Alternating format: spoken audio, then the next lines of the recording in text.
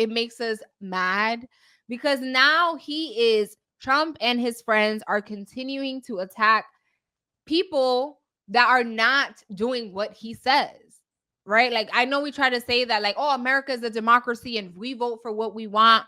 But it seems that Donald Trump does not believe that. If you're not doing what he wants, he will make it his mission to make sure that he destroys you. Point blank, period. This is a graphic here. So now the guy on the top, he is Federal Reserve Chair Jerome Powell. And Trump said today, well, he said on Thursday that Federal Reserve Chair Jerome Powell's termination cannot come fast enough, as he reiterated his frustration that the Fed hasn't aggressively cut interest rates. So because the Fed chair is not listening to Donald Trump's request, he's just like, oh, we want you to lower the interest rates immediately. He like, oh, I can't wait to terminate you. He's not worried about like rules and regulations or like how things work.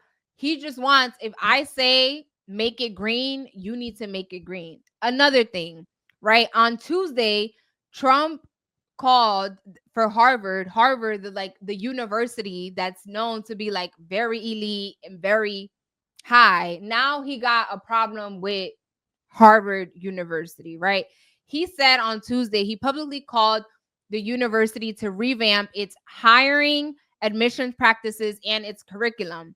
Harvard denied to do so. So the IRS is now weighing whether to revoke Harvard's tax exemptions. And if you're wondering, like, oh, why does it matter if the school has tax exemptions or not?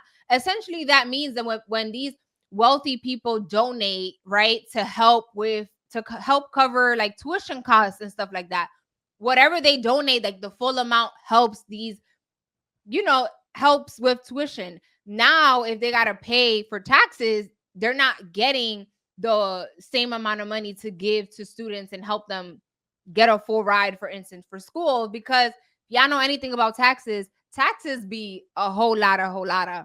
And it's all because Trump wants them to change their curriculum and do as he pleases.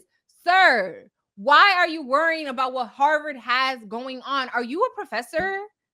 Are you going to be teaching?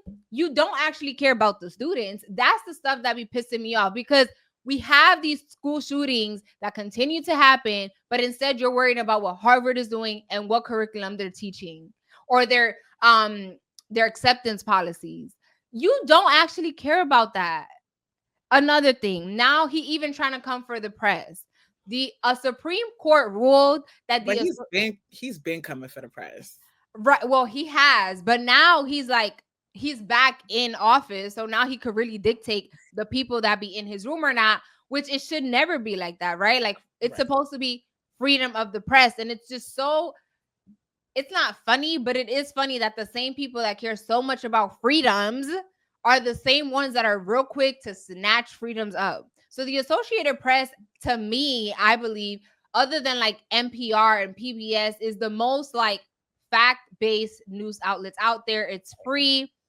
AP.com, Associated Press, you get your news. So because the Associated Press did not want to call the Gulf of Mexico the Gulf of America, Trump has decided, oh, well, since you're not going to call it what I want you to call it, you don't deserve to be in the press room. What, again, focusing on things that do not matter. So when we talk about Trump, this is why we talk about it, because he is doing so many things that don't matter, to kind of like, you get lost in the sauce sometimes, right? Because you see him talking about these things, you might make yourself believe, well, I guess this is a problem. No, it's not a problem. He wants you to get lost in the sauce and lose focus, so you don't see the stuff that is actually happening. It is triggering and annoying. And it's like, I don't feel bad that I'm about to say this, but it's like peace, love, and 92%. I don't feel bad, because it's unfortunate that the people who didn't want him in office have to be impacted because of the choices that he makes every single day. But to me, I think it's very funny how a lot of his supporters are getting quieter and quieter as things continue to progress. Yeah. Because it's not like you didn't know. Ignorance is bliss. You thought because you were ignorant that you wouldn't be impacted. And now that everybody is about to be impacted in some shape, way, or form, it's like, oh, now you want to be silent. No, baby, keep speaking. You were so proud to do what you did. You were so happy to have him in office. He was gonna make such a difference. Now we heading in, I think we are in a recession. Now we heading into a depression. It's like I Yeah. don't have much else to offer but peace, love, and 92%. Honestly, you got what you wanted. You got your president. You got him. Yeah, I understand that, like the not caring, but it's also like regardless of if you voted for him or not, you're going to be feeling the Of consequences. course. So I feel like I understand it. Like, yes, be mad about it, but like if if that mentality continues of like, oh well, it has nothing to do with me, then that's exactly how these people stay in power. I think what it is though, the reason why I'm saying I don't care is because I was already wholeheartedly prepared already. Like I already understood that I was going to be impacted because of the what people other people wanted. I Mhm. already understood that. And so because of that, that's why there is no surprise to me. That's why there is no like I have no urgency to say anything because I already knew. I feel like most of the people who already saw how this was going already understood because we already saw the documents coming out. We already saw what people were saying. We already heard what everybody was saying about his tariffs and how this would impact the economy. But Mhm. yet, people chose to not listen and now they got what they wanted. So I was already prepared. Shayla was already mentally prepared. We were mentally prepared already, which is why we were speaking up so much before everything happened. And now that everything's happened, the Yeah. people who did not support him, like the 92%, we are sitting this one out because we already were prepared. Nothing is surprising us. So the people who are shocked, shook, and disheveled, baby, keep it. End up on the block. Mm. Shake that thing for $1. Well, on that note, I also want to. We're not gonna go deep into this, but to the point of like people that are, oops, my lip gloss fell. People that are feeling the effects of the administration. So a 29-year-old man, this is him right here on the right. His name is Kilmar Armando Abrego Garcia, and he's a 29-year-old father of three, as you see right here. That's his wife in the blue dress, and he was wrongfully deported to El Salvador, right? If you have seen the news, you've seen like El Salvador is known to have like these very hard prisons, whatever. They have like I guess a deal with the United States. And the administration acknowledged that the reason why he was deported was quote due to a administrative error. They said that they believe that he was a part of a gang, which is why they deported him to El Salvador. The man Kilmar has never been there was no proof that he was a part of a gang. He's never been convicted. There's no criminal record. And now the family is like, Can I get him back? he needs to come back. The president of El Salvador was just here in the United States, and he had a whole press conference with President Trump, and the leader of El Salvador said that he wasn't going to bring him back. So that when you hear these people singing, oh no, we only want the good immigrants here, the people that have criminal records, those are the ones that we're sending back, again, that is a lie. Here you have this 29-year-old man that was here raising his three kids. Yes, he did come illegally, but he married someone. They had kids. They had a family. He wasn't in trouble. He was just living his regular life, working. And because they thought that he was a gang member, they didn't allow him to go through the legal process, which the right wing wants you to believe that no, we are giving everyone the opportunity to like prove that whatever. That's all a lie. So now you have this family that is broken, and all the administration is saying, oh, well, we deported him by mistake due to an administrative error. And when the family is like, okay, well, you're admitting that it was an error, why not just bring him back? Right. You're like, oh yeah, no, we're not going to bring him back. Those are the things that are just so unacceptable. And I hope people understand that this, whatever this administration is trying to feed you, it is a lie. They say things to make you, to fool you, but don't get fooled by none of that. Another thing is Elon Musk. Elon Musk is another BFF. And the Wall Street Journal dropped an article, and it's titled "The Tactics Elon Musk Uses to Manage His quote legion of babies and their mothers." Elon Musk has 14. Let me make sure I'm not making this up.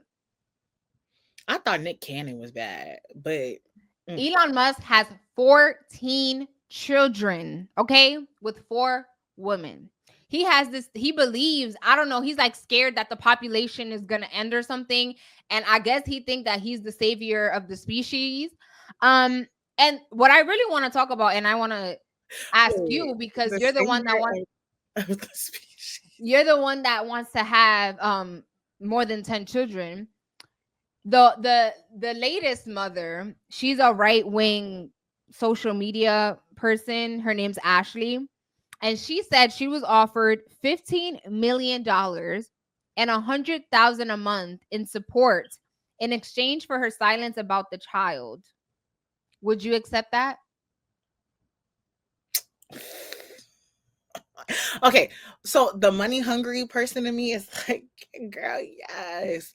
But another part of me is, I'm very big on, like, I don't really like the idea of broken families. Mm-hmm. So it's just like, I don't know. I feel like it's kind of, you got to balance your morals there. Are you morally, do you feel like that's unacceptable because you're thinking also of your child, or does the greed outweigh it? So I think for me, I never want to sit there and be like, no, I wouldn't do that. Are you ridiculous? But I also want to be like, heck yes. Like, I don't know. I don't think I would, but at the same time, I could. And this is what I'm telling you. He thinks that he's gonna be the savior of the species. So the Wall Street Journal got some text, and in it, he's texting the latest baby mother. Mm-hmm. Quote, "To reach legion level before the apocalypse," he said to St. Clair in a text message viewed by the Wall Street Journal, "we will need to use surrogates." So he's thinking he wants to have more than 14 children because he thinks that, like, I don't know what he thinks. My question is, I don't care if you're giving me a bajillion. I do not want to be connected to you in any shape, way, form. I don't care if it's an insemination, is not really doing it the natural way. Absolutely not. If I have to see you, and that's why I feel like a lot of times, not a lot of times, but like when people keep children that they don't want, the kid suffers because you're always going to be seeing that person, because the way life works, when you don't really mess with someone while you're pregnant, the baby be looking just like that person. So my answer, I don't care if you're giving me $100,000 a month. I know I'm dropping a bag, but I can't fake the funk. That's just not who I am. So on that note, that's why I said I don't know. I want to say like nah, but also I want to talk about give a quick response to what we were talking about, the man who was shipped. Yeah. Sent to El Salvador. Mm-hmm. First off, I hope that family is able to get the situation rectified. It seems like all parties from El Salvador to Trump, they don't really care. That's what it's giving. But it's like, to the people who are like, oh, well, he still came here illegally. Da-da-da-da-da. If they were to ship your grandparents back, do you even know how you'd be able to find them? I bet you wouldn't. You wouldn't even be able to figure out how to rent a car to get there. So it's just like, you can't pick and choose and gatekeep who you feel like can be here and who can't be here when the whole name of the United States of America is United States of America, where different groups of people come to unite. You got to remember, your great-great-great-grandparents, your grandparents, your whoever it is, half of them weren't even from here. They came from a different location. Like, I need you to understand that. Y'all, like, whoever believes this philosophy of people coming here illegally, regardless of how you want to see it, Christopher Columbus came here illegally too, baby. But it's all a lie, because they Like, say, well, we only want immigrants if they're following the law. Then here you have someone that, like, yes, they came here illegally, but they weren't bothering anyone. They weren't committing crimes. They had a stable life with his wife, his 3 kids. You know what I'm saying? He got his life together. And oh, now you think that he's a gang member? Like, it's literally profiling people. literally following the principles of the American dream. It's actually ridiculous. It's infuriating.